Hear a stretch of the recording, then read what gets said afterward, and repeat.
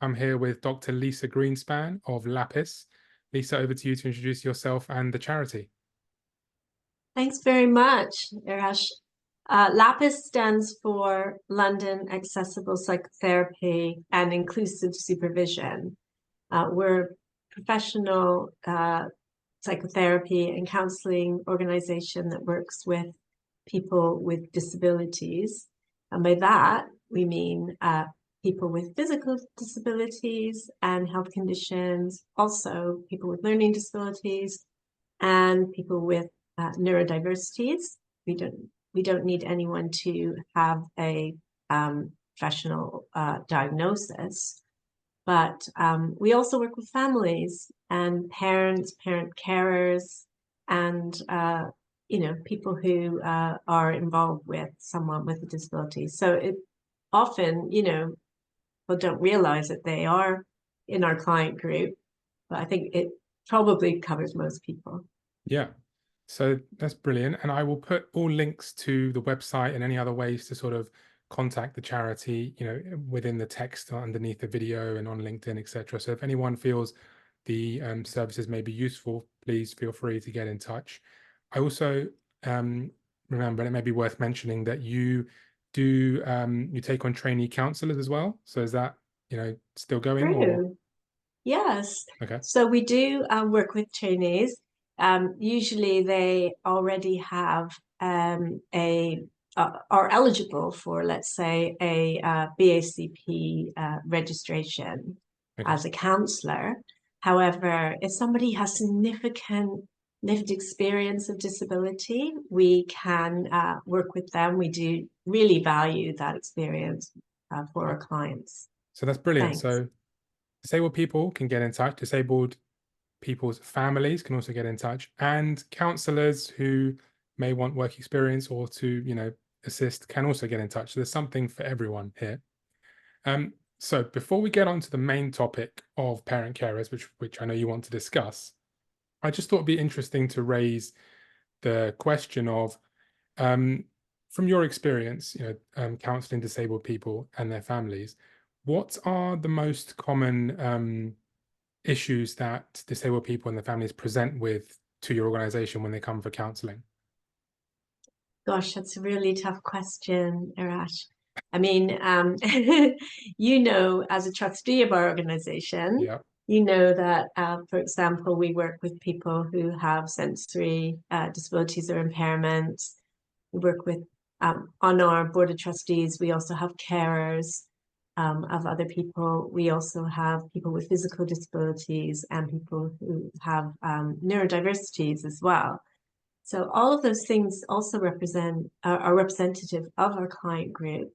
I couldn't say because it's also possibly a changing or always a changing geography, let's say, of who our client group is in terms of proportions of people. But I will say that all of those are represented. We could work with anybody with anything that they come forward with. So, for example, during COVID, we were starting to get people who were suffering from long COVID. We have partnered with other organizations, for example, a cerebral palsy organization. So we received quite a few referrals from them. And we recently, for example, partnered with a pregnancy sickness support charity. Okay. And so we're receiving clients through them as well, referrals to them. So we've had, quite strong relationships with autism charities in the past. So yeah, all of those things are represented and more. Brilliant. And then in terms of the actual sort of issues, so I've spoken to quite a few disabled people whilst doing this and sort of generally during the advocacy period of my life. And I've sort of taking from my own experience as someone who's registered blind and from other people, I know there are a lot of things like imposter syndrome, people feeling that because of their disability, they may not really be valued in their workplace or in society generally, or maybe feel like they're sort of pretending that they can do stuff almost, even though they're disabled, so they're kind of pretending to be normal kind of thing. I know there's a lot of anxiety about maybe disclosing your disability to employers. So I know anxiety and how you may be viewed. So um, you know, receiving judgment or assumptions about you from the wider society. So these are just sort of some topics that have come up. So what, and I'm also assuming that there'll be things like potentially suicidal thoughts or Mm.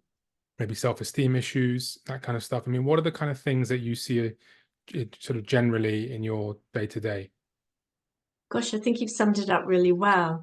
You know, we have we have anything that might bring to their therapy that people might be wanting to talk to somebody about. We see, and so people have, day-to-day experiences that they want to talk about, that maybe some challenges in their lives. And yes, because of stigma in society, those challenges, especially if somebody, has maybe, well, maybe they have specific issues to do with having a lifelong disability, or maybe they Mm, have recently become disabled. So yeah. there will be differences in their needs, and it's very individual. And it Mm, also would be really uh, resting on what they've experienced in life already. yeah. So when we have Sure. challenges that come up, as you probably know for yourself and others you've spoken to, um, other challenges that we've had in the past might raise their head as well. So we're not just dealing with the current um, situations Yeah, of mainly course. that arise. Yeah. And what about in the same kind of along the same sort of line? What about with like disabled individuals' families? Like what are the sort of things that come up when they get Mhm. counseling? Yeah, that's a really good point. So you mentioned things like suicidal ideation, depression, anxiety. These are things that families tend to share with people, the people that they live with or care for. And I know from personal experience of having been a carer of a child with epilepsy myself, that um, there's all sorts of challenges that start, in the person's childhood and then go Of through course. to adulthood. That parents and families are involved in, siblings. There can be a sort of vigilance that's required when you've got a Mm, child with a disability or impairment, where you need to, as a parent, even more than usual, maybe keep yeah. an eye on them, maybe literally keep an eye on them, even while they sleep, maybe depending. So you can imagine that there's all kinds of anxiety attached to that, hypervigilance that can arise, Yeah. and it can become kind of pervasive in somebody's life as well. Mood can be an issue. And as much as we maybe would love to, as parents or as people with disabilities, reach out and get the help that we need, it's not always that easy, because first Yeah. is identifying the help, where help is available, and then there's finding the time to do that. Yeah. Um, or even the kind of having the if you're feeling low mood or feeling anxiety, it's really hard sometimes to take a step to do something that's new to you. Mm, yeah. No, I totally agree. And one of the points you raised, I think, is quite interesting. And I'm curious to know your take on it. Because when I've spoken to disabled people, one of the things that comes up is wanting to live independently despite the disability. And that sort of some people feel like they can't because they may need 24/7 care, or the disability is quite uh, sort of restrictive in a lot of ways that means they need care. So or they can't, there's just things they can't do because of it. So I take myself as an example. Being registered blind, although I have some vision, it's quite low level. So, there are adjustments that I have to make, and especially like going out with my white stick and all that kind of stuff. But, you know, so having that independent, I'm kind of depend on that stick to, not trip up and things like that. So And do you think that potentially the parents being over vigilant, hyper vigilant, as you put it, because obviously they have, emotional care for their child, then sort of creates a potential lack of independence, potentially? I don't know. I'm just kind of curious if that somehow plays a part in the adult disabled person's life when they've grown up with that overbearing parenting through no fault of the Yeah, I parent, of mean, course. yeah, quite. I mean, that's a really interesting topic that you're bringing in, and of course, it's quite complex and depends on the Yeah, individual. of course. But as you know, I know that many of us do have children or children that become young people and then become adults, and we all know that that children grow up in different at different rates Mm, and become independent in different ways at different times, and it can be for anybody quite a big challenge to definitely. let go of their Yeah. child and allow them to go out and make their own mistakes and experience life, in the big bad world. But when you know that your child has challenges that are, like you say, learning to use a white stick, and for example, being a bit maybe more vulnerable outside of the house than maybe other merging adults might be, then yeah, it can be really hard to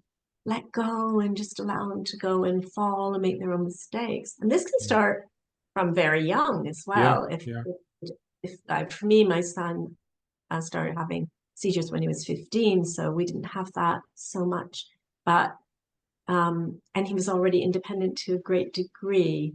Mhm. Although, I'm sure that he would say that I was, watching him maybe more than was comfortable for him, or we had to have someone stay with him. We went out at Yes. one stage until his medication was Yeah. kept him safe, but he was too old to have a babysitter, so that was, Yeah. challenging. But with you can imagine with a young child, it might develop the relationship might develop that closer, yes, than in some ways maybe Mm. physically closer than relationships with other children. So Yeah. yeah, And obviously that's just, part of life and circumstance and, yeah, nobody's fault. But I just thought to myself as an interesting um point of consideration. But sure. so moving on to the parent carers topic, which I know you're keen to sort of discuss and elaborate on. So why don't you just tell me what parent carers are, what they do and how, and everything else that's sort of surrounding the discussion. Sure. Well, this kind of arose because we, as a group, have met with together with parent carers who are also professionals in fields akin to psychology and teaching, and we've put together a working paper to do with parent care trauma. Now, the thing about parent carers is that yes, they are parents, and so the impression and uh, perception of parent carers is that, oh, well, they're parents, so they need, this is their job to look after their child. And whilst, no, I'm sure many parents would agree that yes, it's my job. And we do need help as well. We Mhm. need people that we can speak to, people that are understanding, people that understand the trauma that we may have been through. And trauma is a big topic. I won't go into that too much right now, but just to say that there's a working paper that's just come out that our group have put together for professionals and for parents. It's something that could feel for parents like it's an extra burden. Oh, you're sending me a paper to read on top of everything else I have to do. Because parent carers have much work. They can have, the normal parenting stuff that everyone Mhm. has as a parent. Plus, they may have extra work in terms of personal care for their child beyond the age that you would that would be expected Mhm. otherwise. And then there's the emotional burden of oh, acceptance of this is how things are for me, and it might not be what I expected as a parent, and dealing with the societal stigma and the way other people respond to us and our child. Also, there can be a lot of paperwork, which I think people don't I can realize. imagine. Yeah, you know yourself, you know, if you need a some kind of apparatus to or equipment Mm, for your everyday life, and those things are really expensive, and you may need yeah. to, you know, fill out forms or fill out forms for to ask for specific services like schools or social services, or to have changes made in the home. So these things can be extreme. It is one part of being a parent care that I've heard time and time again that people really struggle with, as well as, you know, hospital visits and things like that, that maybe again more than you would otherwise expect. So So people need a there's lot of help. Yeah, So so it seems like there's a lot of, so as well as obviously being a parent, there are then added layers of practical needs and extra practical needs and potentially hurdles to obtain those needs, such as filling in forms or documentation for funding or adaptations, etc. And then there's also emotional, another emotional layer on top of regular parenting, which is obviously the being a parent of a disabled child, and even potentially a disabled adult when the child grows up. And if they can't live independently, I assume that that parent carer would then be a parent carer for potentially that child's entire life. yeah, for sure. Yeah. It would be And almost there's like things a that full-time, lifetime commitment. it would be. And you know, parents sometimes are concerned about, well, what happens when the end of my life comes? What will happen Yeah. to my dependent adult child? So are these, and obviously I know you said you mentioned there's a paper that's been published, and I assume you can provide me with a link or something like that to put in the description so that people can access it and read it. But also, Great. are there any sort of is there any advice or any tips or any sort of directing or flagging of anything that you can do now whilst we're talking for parent carers who may sort of be struggling and not know where to go, or Mm. anything at all you can think of off the top of your off the top of your head, like resources or anything that may be helpful. Yeah, I mean, what I would kind of caveat with is that this pay I think I started to say earlier, this paper's we've kind of put it onto social media, and if you're watching this, you may have be on social media, I'm presuming. Um, I I would, you know, just take care of yourself if you are a parent carer, of maybe asking someone else to read the paper for you, and or taking breaks if you are going to read it yourself. Um, Also, uh, asking for any help that you need from professionals that you're involved with, if where the need arises. So there are resources in this. There's, of course, you can always contact LAPIS if that's something, if you wanted someone to listen to you, basically. Um, I don't really give advice. What I would say is to take some time out to at a regular basis, as much as you, if you Mhm. can, do the things that help you, that you know are, and if you can remember what those are, Yeah. that, you know, help you relax, even if it's a few minutes a day, can really make a big difference. But not to, if you can at all, reach out for help, either practical, emotional, to friends, family, whoever it may be. That's completely acceptable and, you know, expected that that will be needed. So please do take advantage of any help that's available to you if you And I can. think that's a very important point to make, is that a lot of people, I mean, disabled people, I know from my own experience, and I'm assuming therefore the parent carers may not want to ask for help. They, social stigma or however you want to describe it, is a sort of barrier, and people may feel ashamed or seen as less important, or in some way, if they ask for help, or if they acknowledge that they're struggling. Sometimes it's difficult to acknowledge that you're struggling and openly admit that you're struggling. But unless you reach for the resources, then there's no way to improve the situation. Absolutely. Yeah. And do you have That's signposting on the LAPIS website for potential organizations to be contacted or useful resources? We don't so much on the website, but what I will do is make sure that the paper, the parent care trauma working paper, Mm. it's a long phrase, is put up on the website, so that if that's where you are getting the information from, that you can always find it there. Yeah, You that'd be can always brilliant. contact LAPIS as well for any of that information if that's And easier for you. are you happy for, and I'm sure you are, but just to sort of reiterate, you're happy for disabled people or parent carers or, other family members to contact LAPIS, in the first instance, just to sort of speak to somebody and then potentially go from there? Yeah, that's what most people do. They contact us either through mostly through email, or we do have a contact sheet on our website that is ideal. Yeah, I mean, you can leave a phone message, and someone will, text you back. Okay, Yeah. great. So that's different ways to contact if anyone needs to. Um, Sort of moving on to like final points now. I mean, is there anything that you want to, any advice or any tips or any useful bits of knowledge to impart on us now?